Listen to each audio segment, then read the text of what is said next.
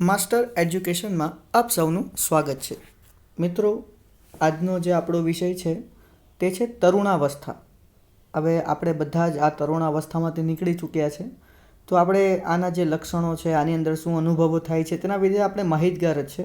But આજે આપણે તેને શરૂઆતથી લઈને અંતિમ સુધી સારી રીતે દરેકે દરેક પાસાઓનું નિરીક્ષણ કરીને આપણે કઈ રીતે આપણી પાસે આવનાર તરુણાવસ્થાના વિદ્યાર્થીઓને આપણે સારું માર્ગદર્શન આપી શકીએ છીએ તેના વિશેની માહિતી મેળવીશું. મારું નામ છે માસ્ટર મોહમ્મદ હુસૈન.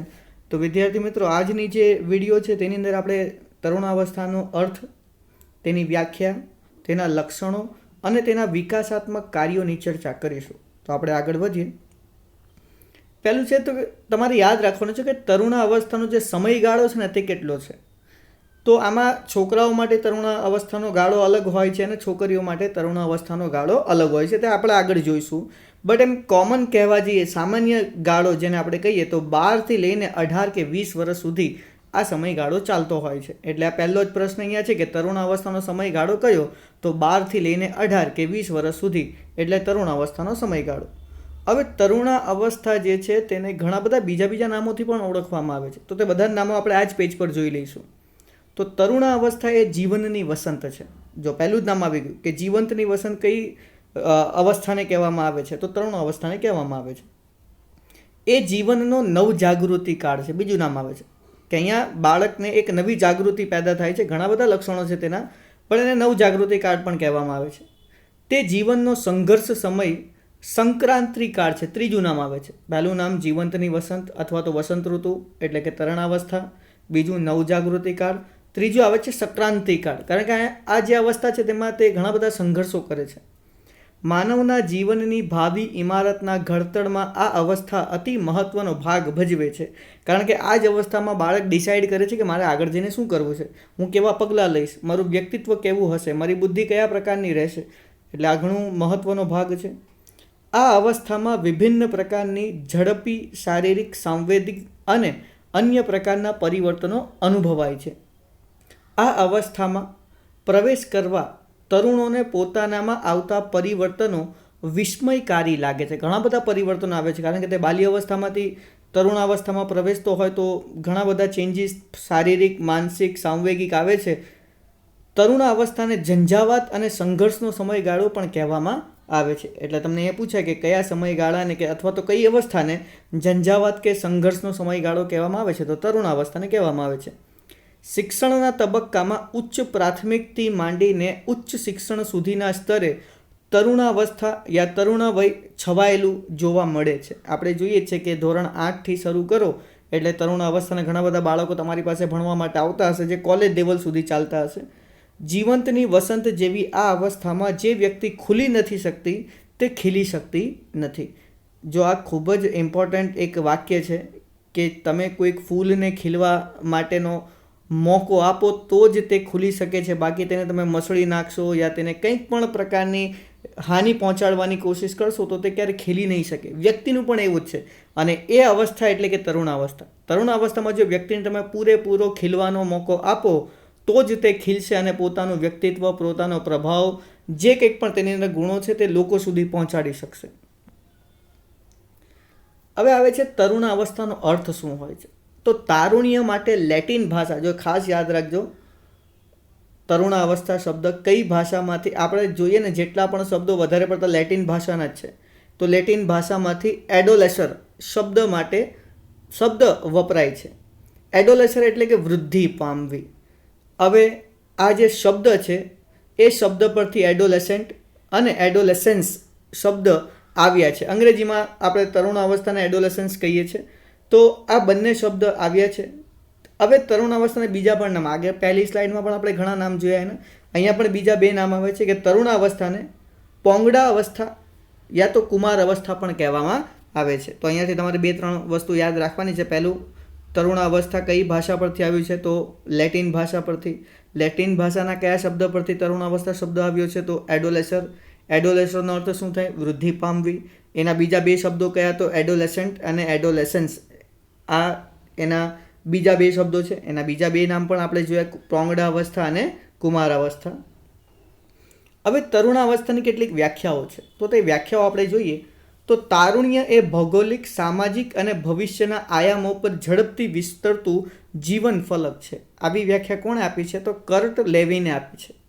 બીજી વ્યાખ્યા છે તારુણ્ય એ જીવંતની વસંત છે. આ એક એવી અવસ્થા છે જ્યારે વ્યક્તિ નથી બાળક હોતી કે નથી પ્રૌઢ, એટલે કે વચ્ચેના ગાળામાં તે રહે છે. અને આ વ્યાખ્યા આપી છે ડૉક્ટર પાંડેએ.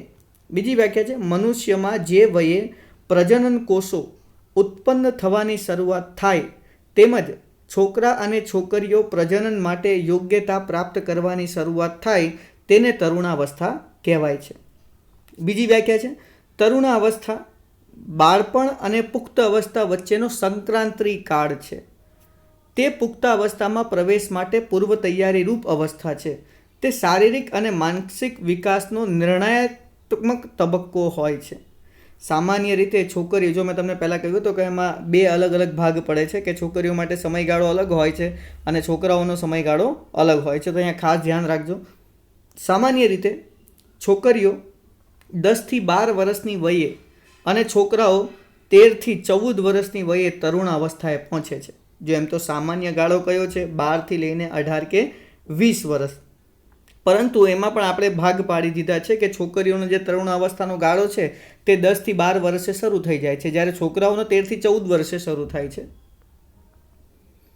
હવે આવે છે તેના કેટલાક લક્ષણો છે જે ભારતીય સંદર્ભમાં છે.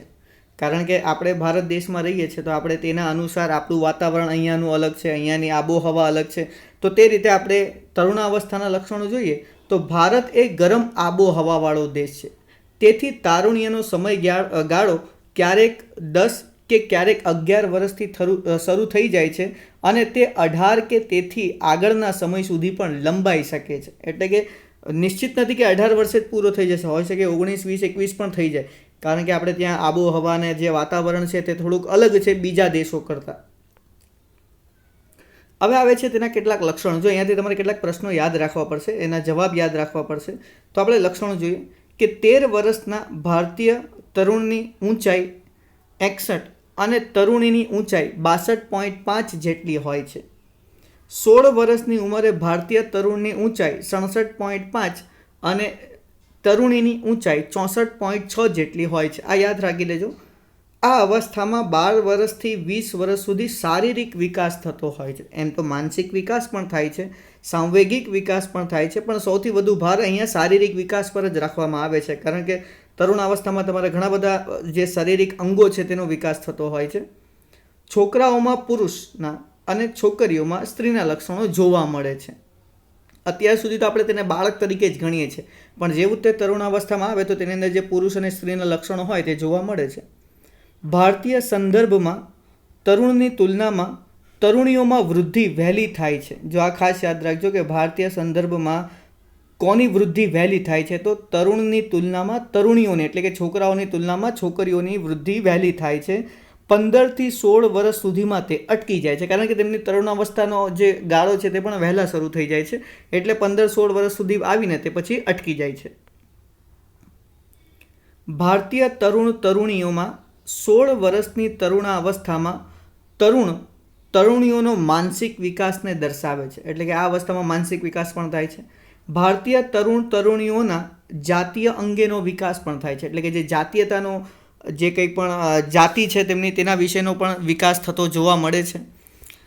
આ અવસ્થામાં જાતીય અંગેનો વિકાસ થતાં તે જાતિ આનંદ લેવા પ્રેરાય છે, પરંતુ સામાજિક નિયંત્રણો તેને અવરોધે છે.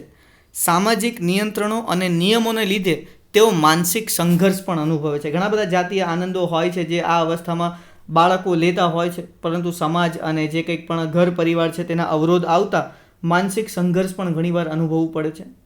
વિજાતીય આકર્ષણને પ્રબળતાથી પ્રેરાઈ જાતે આનંદ પ્રત્યક્ષ રીતે માણી શકતા તરુણીઓમાં કેટલીક જાતીય વિકૃતિઓ પણ જન્મે છે. આ જ અવસ્થા એવી હોય છે જ્યાં તમને વિજાતીય આકર્ષણ પણ થાય છે અને તે વિજાતીય આકર્ષણ સાથે તમે આનંદ પ્રત્યક્ષ રીતે મેળવવા માંગો છો, પરંતુ તે આપણો જે કંઈક પણ કલ્ચર છે તેના હિસાબે, સમાજના હિસાબે, ઘર પરિવારના હિસાબે આપણે તે બધું કરી શકતા નથી. તેના કારણે પણ ઘણીવાર વિકૃતિઓ, જાતીય વિકૃતિ જન્મે છે બાળકની અંદર.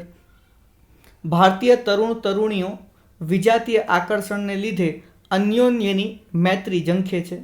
તરુણીઓમાં આ અવસ્થામાં સ્વાતંત્ર્યતાની ઝંખના હોય છે. ઘણીવાર તમે જોયું જશે બાળકને કે તે પછી માતા પિતાની જે કંઈક પણ આજ્ઞા હોય છે તેને પણ નકારી દે છે, કારણ કે તે પોતાની જે સ્વતંત્ર વિચારધારા લઈને આગળ વધવાની કોશિશ કરવા માંગે છે.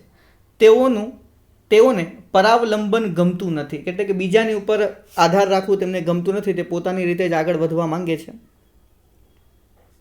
ભારતીય તરુણ તરુણીઓ મહદ અંશે સંયુક્ત પરિવારમાં રહેતા હોય છે. હવે આજે તો થોડોક સમય બદલાયો છે, લોકો ફ્લેટ્સમાં રહેવા લાગી ગયા છે, વિખોટું જીવન જીવી રહ્યા છે, પરંતુ હજુ પણ કેટલાક એવા પરિવારો છે જ્યાં સંયુક્ત પરિવાર એટલે કે જોઈન્ટ ફેમિલીમાં રહેતા હોય છે. આથી તેમને સંયુક્ત પરિવારના ધારા ધોરણો અને નીતિ નિયમોનું ચુસ્ત પાલન કરવું પડે છે. મોટા પપ્પા કંઈક બીજું કહેતા હોય, પોતાની વિચારધારા કંઈક બીજી ચાલતી હોય, તો આ બંને વચ્ચે ઘણીવાર ઘર્ષણ થાય છે. તેને વિકસવાના સ્વતંત્રતા પ્રાપ્તિ થતી નથી, તેથી તે ગૂંગળામણ અનુભવે છે. ઘરમાં અને શાળામાં તે મોટે ભાગે ડઝ અને ડોન્ટ વચ્ચે જીવતો હોય છે, એટલે કરો અને ન કરો આ બંને વચ્ચે તે હંમેશા કન્ફ્યુઝનમાં જ રહેતો હોય છે. આની તેમના વ્યક્તિત્વ પર કેટલીક નકારાત્મક અસરો પણ જોવા મળે છે. ભારતીય તરુણ અને તરુણીઓ પરંપરા તોડવા માટે વિદ્રોહી બનવામાં ગૌરવ અનુભવે છે. ઘણીવાર તે અગેન્સ્ટ જવામાં પણ ગૌરવ ફિલિંગ અનુભવે છે કે ચાલો હું મારા જાતે કંઈક કરવા માંગુ છું. ભારતીય તરુણ અને તરુણીઓ આ અવસ્થામાં વડીલો કે મોટેરાઓ સાથે સુખ દુઃખનું પ્રત્યાયન કરતા નથી અને વડીલો અને તરુણો વચ્ચેનું અંતર વધી ગયેલું જોવા મળે છે. વિચારધારાઓ મેચ નથી થતી, એજ ગેપ જેને આપણે કહીએ છીએ તે આવી જતું હોય છે આ એજની અંદર. તરુણ તરુણીઓ પોતાના વિશે કે પોતાના હિત વિશે જાતે નિર્ણય લઈ શકતા નથી. નિર્ણયોની બાબતમાં તેઓ પરાવલંબી હોય છે અને લઈ પણ લે નિર્ણય તો પછી ઘણા એવા નિર્ણયો હોય છે જે તેમને નકારાત્મક રીતે પોતાના જીવનમાં પડઘા પાડતા હોય છે. તરુણીઓને સૌંદર્ય પ્રસાધનનો ઉપયોગ કરવાનું ગમે છે. આ તો બંને જ પક્ષમાં દેખાય છે. ભારતીય તરુણો પણ નામની ટાપટીપ એટલે કે જોરદાર નામ હોય તેવું આકર્ષક પોશાક વગેરેનો ઉપયોગ કરી આકર્ષક દેખાવમાં રસ ધરાવે છે. ભારતીય તરુણો વધુ પડતા સાહસિક કાર્યો કરવાની રુચિ ધરાવે છે. તો આટલા લક્ષણો છે તરુણાવસ્થાના. હવે આપણે આગળ જોઈએ તો તરુણાવસ્થાની અંદર જે વિકાસાત્મક કાર્યો હોય છે તે કાર્યો એઝ અ બાળક તમે તરુણ અવસ્થામાં પહોંચો ત્યારે તમારે કયા કયા વિકાસાત્મક કાર્ય સ્વીકારવા પડે છે. તો પહેલું છે પોતાના શરીરનો સ્વીકાર કરવો. જેવું શરીર મળ્યું છે ભગવાન દ્વારા તેનો શરીરનો સ્વીકાર કરવાનું આપણે શીખવું જોઈએ. સ્ત્રી પુરુષ તરીકે જીવનમાં ભૂમિકા ભજવવી. જો તમને ભગવાને સ્ત્રીનું રૂપ આપ્યું હોય તો તે રીતે તમારે જીવનમાં આગળ વધવું. પુરુષ બનાવ્યું હોય તો તે રીતેની જે કંઈક પણ રીતિઓ છે તેને અપનાવી આગળ વધવું. બંને લિંગના મિત્રો સાથે નવો સંબંધ પ્રસ્થાપિત કરવો. અંતર્મુખી બહિર્મુખી આપણે વ્યક્તિત્વના પ્રકારો જોઈશું એવી રીતે આપણે નથી જીવવાનું. બંને લિંગના મિત્રો સ્ત્રી હોય કે પુરુષ હોય બંને સાથે મિત્રતા બાંધી એક સુમેળ સંબંધ સ્થાપિત કરવાની કોશિશ કરવું. જાતીયતાની બાબતમાં પોતાની પરિપક્વતા સિદ્ધ કરવી. મેચ્યોરિટી તમારી અંદર હોવી જોઈએ. સજાતીય તેમજ વિજાતીય મિત્રો સાથે ઘનિષ્ઠ સંબંધો કેળવવા. માતા પિતા તેમજ અન્ય મુરબ્બીઓથી ભાવાત્મક સ્વાતંત્ર્ય કેળવવું. આર્થિક સ્વતંત્રતા પ્રાપ્ત કરવા માટેના પ્રયાસો કરવા. વ્યવસાય પસંદગી કરવી. નાગરિક તરીકેની ફરજો બજાવવી. બૌદ્ધિક કૌશલ્યનો વિકાસ કરવો. સામાજિક જવાબદારીઓનું વર્તન કેળવવું. લગ્ન અને કૌટુંબિક જીવન માટે તૈયારી કરવી. અને છેલ્લું છે વિકાસાત્મક કાર્યમાં કે વૈજ્ઞાનિક વિશ્વ સાથે સુસંવાદી મૂલ્યો કેળવવા. તો મિત્રો આ હતું તરુણાવસ્થાનો અર્થ, વ્યાખ્યા, તેના લક્ષણો અને તેના વિકાસાત્મક કાર્યો.